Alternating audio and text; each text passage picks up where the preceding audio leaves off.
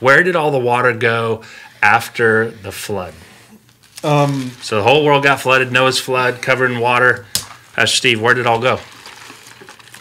If the earth was a billiard ball, you'd have water 2 foot deep over the whole planet. So if the earth was smooth, a smooth sphere, there's enough water to cover the whole planet 2 miles deep.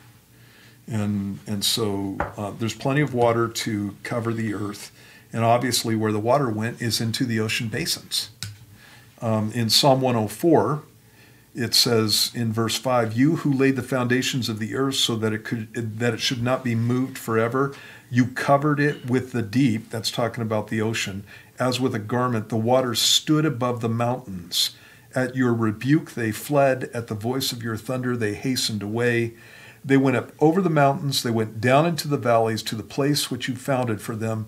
You've set a boundary that they may not pass over, that they may not return to cover the earth." And that's Psalm 104, verses 5 through 9. And so that really clearly tells you where the waters went. It literally says in Hebrew, when it says they went up over the mountains, it says the mountains rose up and the valleys sank down. That's what happened there. We have this thing on our planet called plate tectonics, and ours is one of the few planets that has this. So there's no plate tectonics on Mars. There's no continental and oceanic plates on Mars. There's no continental and oceanic plates on Venus. The crust isn't cracked.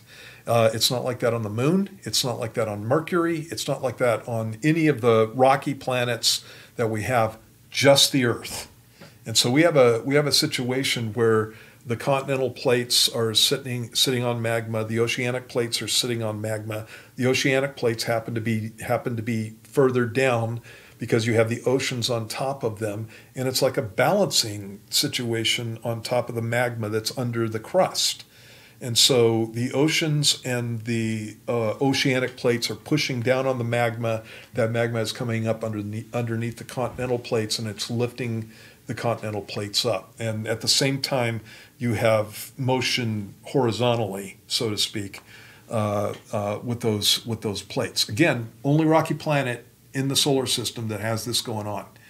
And when you're talking about this stuff, the Bible teaches that at the flood, that the fountains of the great deep broke up.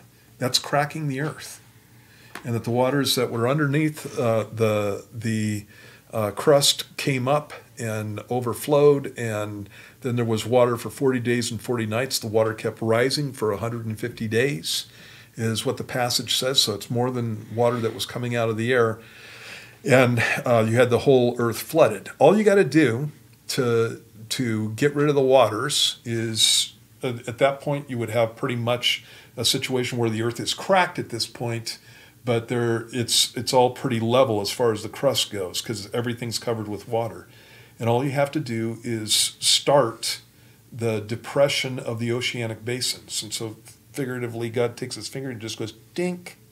And once the oceanic basins are lowered, then all the water is going to start going in that direction, and it's going to cascade. And it's going to become a situation where it just goes faster and faster and faster. And again, there's going to be a balance. That's why it can't flood the world anymore, because we didn't have that before the flood. The earth wasn't cracked before the flood.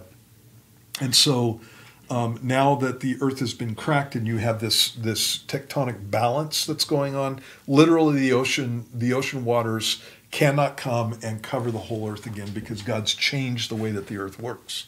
So that's the passage right there. All right. Down into the valleys, and the mountains rose up. By the way, mountains are late geologically. And so all the mountains, when you're talking about secular geology, all the mountains have been formed after the time of the dinosaurs. Really? Yep. So for billions of years, we're talking about a relatively smooth earth, according to the secular geology. And then all of a sudden, in the last few million, a very short period of time geologically, late tertiary is when most of the mountain building was done. We have mountains, and that would be pre-flood, post-flood. What would they say the effects of that is? Like why we have the mountain? What happened? You know what? I don't know what they're going to come up with. Yeah. Because it's only been in my lifetime that they've even come up with the whole tectonic plate thing. Oh. That's from the late '60s, is when that first started getting taught, and it didn't become a thing until the '70s and the '80s, as far as being accepted. It was, all this stuff is always ridiculed beforehand. Yeah. And so it's relatively new. And so I don't know. They might say that it came from the comet that hit the Earth and destroyed the dinosaurs. Yeah, I was going to say that asteroid or whatever. That whole thing. But it would have to be a pretty large event to crack the whole Earth. Yeah, the whole Earth is cracked, and so all the way around the Pacific Ocean, the Pacific basins, and then right down the middle of the Atlantic basin, whole Earth is cracked.